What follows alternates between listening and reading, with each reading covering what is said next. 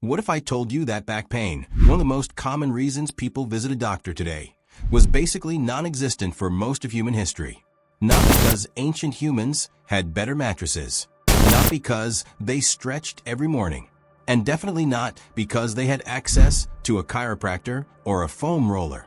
There's a reason that's so obvious, so fundamental, that modern medicine has almost completely missed it. And once you understand it, you'll never think about your back or your body the same way again. Stick with me, because this one genuinely changed how I move every single day. Let's go back, way back. For roughly 200,000 years, Homo sapiens lived as hunter-gatherers. They walked 8 to 15 kilometers a day. They squatted to eat, to rest, to use the bathroom. They climbed, they carried, they sat on the ground, not chairs. And here's the thing researchers have found when they study skeletal remains from these populations. Remarkably little evidence of degenerative spinal disease. Now compare that to today. According to global health data, up to 80% of people will experience significant back pain at some point in their lives. It's the single leading cause of disability worldwide. We spend billions on pain medication, injections, surgeries, and ergonomic chairs trying to fix it. And yet, the problem keeps getting worse. So what did ancient humans have that we don't? The answer isn't strength. It isn't flexibility. It isn't even activity level, because plenty of very active people today still get back pain. The answer is something called movement variety. Here's the concept that changes everything. Your spine, your discs, your muscles, your ligaments wasn't designed to be in one position for a long time. It was designed to move constantly, in dozens of different ways throughout the day. Think about what an ancient human's body went through in a single day.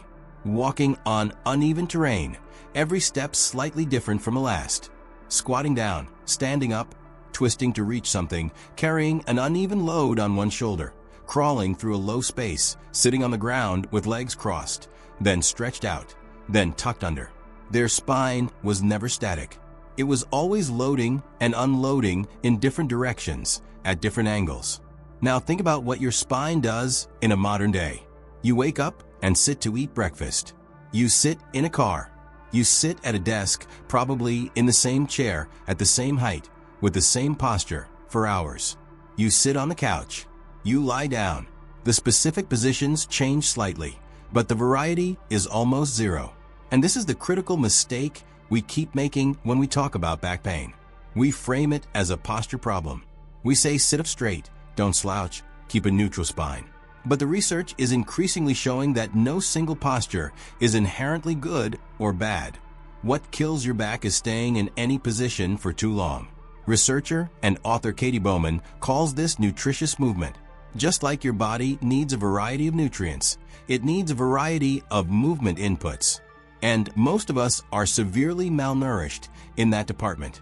Let's get into the actual biology for a second, because this stuff is fascinating. Your spinal discs, the cushioning pads between your vertebrae, don't have their own blood supply. Unlike most tissues in your body, they can't just pull nutrients from nearby blood vessels. Instead, they rely on something called imbibition.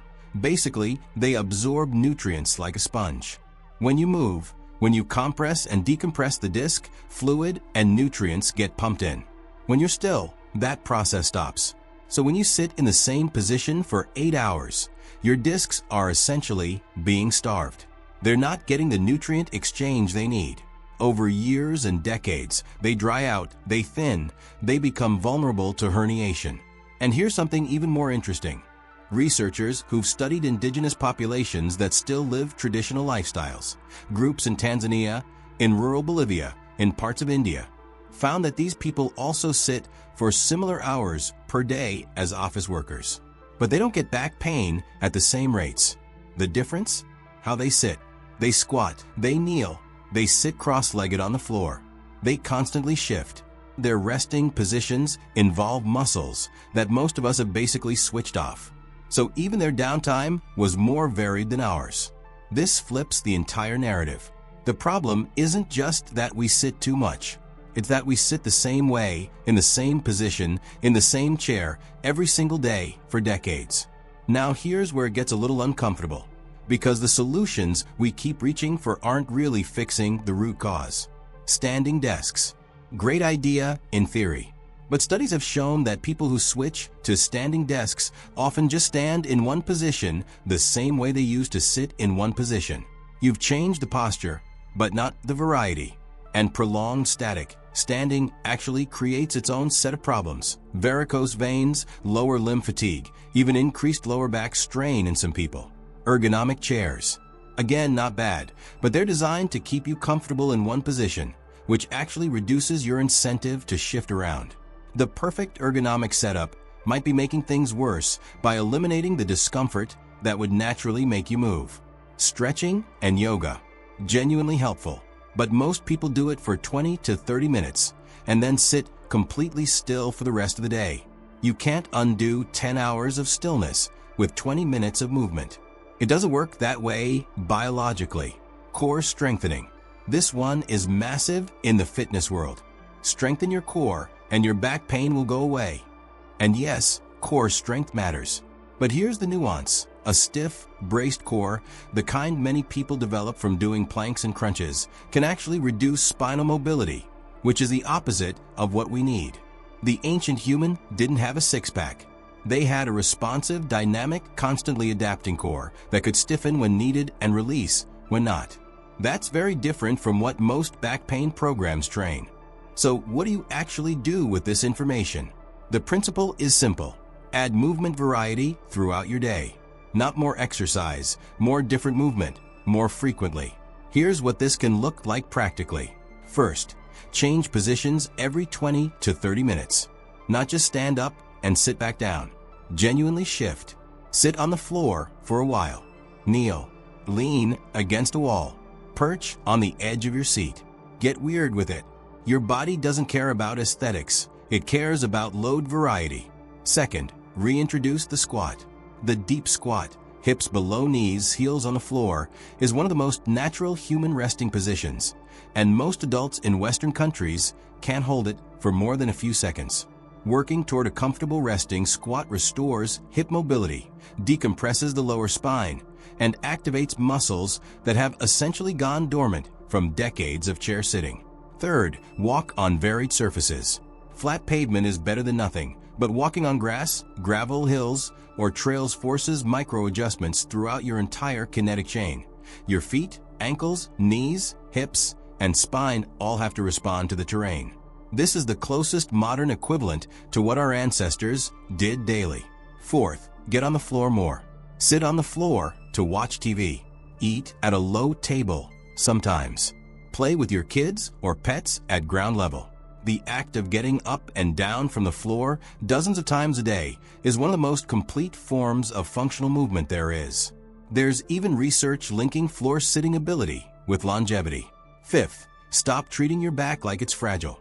One of the biggest things keeping people in pain is fear of movement. The belief that bending, twisting, or loading their spine will make things worse. In most cases, not all, but most, the opposite is true. Gentle, progressive loading is exactly what a struggling spine needs. Here's the big takeaway. Ancient humans didn't have better backs than us because they were tougher or stronger or more disciplined. They had better backs because their environment demanded variety from them. Every day, without thinking about it, they loaded their bodies in hundreds of different ways. We've engineered that variety out of our lives, and our spines are paying the price. The good news? You don't need to quit your job, throw out your chair, or move to the savannah. You just need to start treating movement as something that happens throughout your day, not just during your workout. Your spine was built to move. Start giving it what it was designed for. If this video made you think differently about how you move or don't move, drop a comment below. And if you want to see more content like this, where we dig into the actual science behind how the human body works, make sure you're subscribed. See you in the next one.